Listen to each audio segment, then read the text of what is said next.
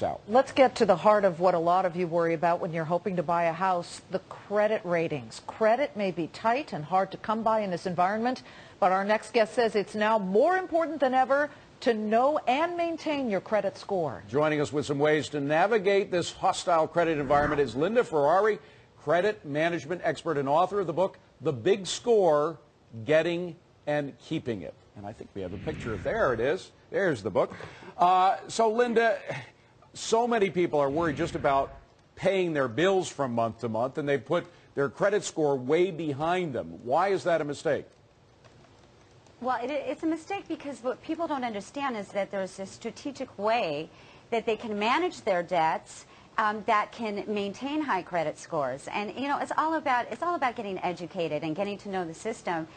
Because right now we are in an environment that is demanding strong credit reports and scores. And, you know, people need to get involved in looking at their credit reports. Linda, define strong. We used to think it was anything above, what, 700, 720? Let's say somebody looks at their score, finally checks and says, oh, I'm at 690. Is there a way to turn that around and push it up above 700?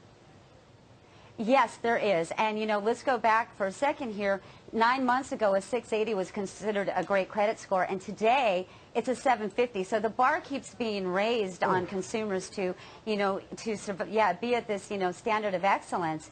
There are definitely ways that you can improve your credit scores by 50 to 75 points just by the way that you pay off your credit card debts. You know, that's a big issue right now. People are trying to pay down their debts because creditors are increasing interest rates and lowering limits, but there's a specific strategy to paying them down, not one at a time, but across the board, incrementally by percentage.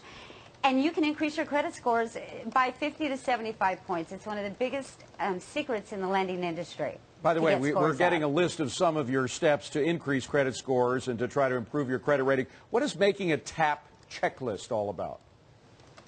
Well, it's about getting involved. It's about consumers. You know, we have this psychology of denial when it comes to looking at credit reports. It's almost like getting on the scale the day after Thanksgiving, or, you know, putting off a routine medical exam. So in my book, I create, after obviously educating, you know, people about how the credit scoring system works, I give them a take action 10-step plan.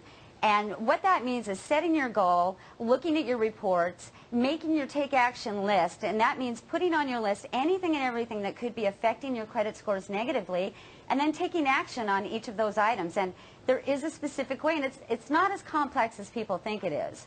It's actually quite easy to do if you understand the elements involved. Linda, aside from getting educated is a big deal. Absolutely. Aside from your book, do you have a website you can let people know about? Yes, I do. I have lindaferrari.com. And that's Ferrari.com. L-I-N-D, yes. Right? lindaferrari.com. Yes. Let's leave it at that so people can at least start there, but that's great information. And thank you. I may very well be using it myself to figure out. I haven't checked my credit score in a while, David. Thanks, Linda.